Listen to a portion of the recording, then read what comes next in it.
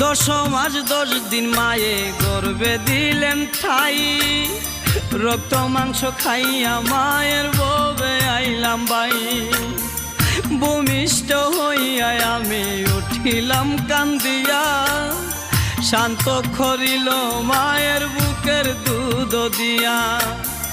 মায়ের প্রসবের কালে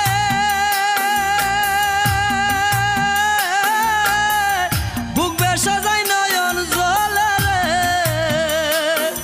আমার সন্তানের লইয়া কুলে বুলে প্রসব যন্ত্রণা, দুঃখের দরদি আমার